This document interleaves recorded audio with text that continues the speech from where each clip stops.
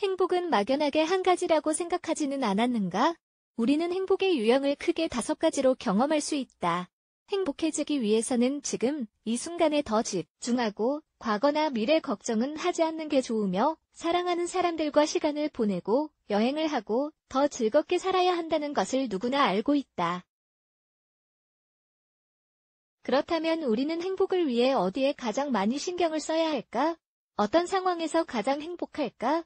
누구나 경험하는 행복의 유형 1. 일상의 즐거움 잘난 믿길 수도 있겠지만 우리의 일상은 우리가 긍정적인 감정을 느낄 수 있고 우리를 행복하게 해주는 즐거운 경험들로 이루어져 있다. 그러기 위해서는 무언가 특별한 것을 해야 할까? 아니다. 무언가 작고 일상적인 것에 행복이 존재한다. 작은 것들에 더 관심을 기울여야 한다.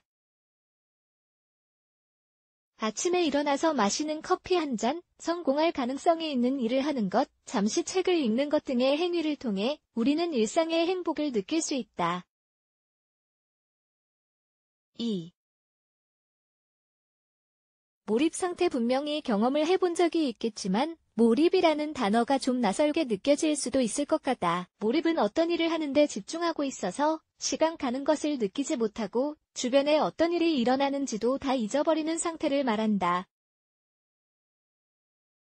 그림을 그리거나 글을 쓸 때, 신체적 활동을 할 때 등 뭐든지 즐겁게 하면 몰입 상태로 들어갈 수 있다.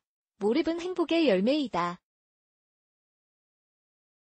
예를 들어 수학을 즐기는 경우 뭔가를 계산하거나 숫자나 공식을 사용해서 하는 문제를 풀 때 몰입 상태를 경험할 수 있다.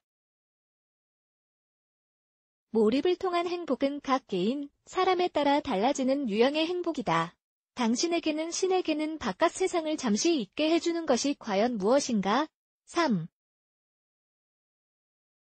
관계 맺기 인간의 사회적 동물로 다른 사람들과 건강한 유대감을 형성하는 것이 중요하다.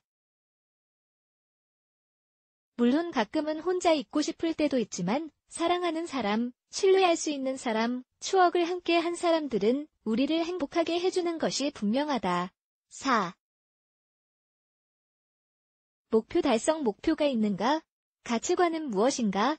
목표나 가치를 달성하기 위해서 무언가를 하는 것도 행복의 한 유형이다. 목표를 달성하면 삶은 풍요로워질 것이며 더 안전하고 더 행복해질 것이다. 우리의 자존감을 키워주는 매우 긍정적인 것만이 분명하다. 5. 삶의 의미 찾기 많은 사람들이 삶에 무의미하다고 생각하기 때문에 가끔 자신을 잃고 낙심하고 슬퍼한다. 이는 정서적인 격차로 인한 것이며 마치 미로 속에 있는 것 같은 기분을 느끼게 하는 해결되지 않은 문제이다.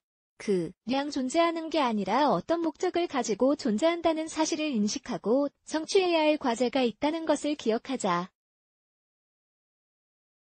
이렇게 삶의 의미를 찾는 것 또한 행복의 유형이다. 물론 가끔은 그 길이 무엇인지 알기가 어렵다. 하지만 시간이 지나면서 어떤 목적을 위해 자신이 존재한다는 것을 깨달을 수 있을 것이다. 삶에서 해야 할 일이 있다는 깨달음도 행복의 한 유형이다.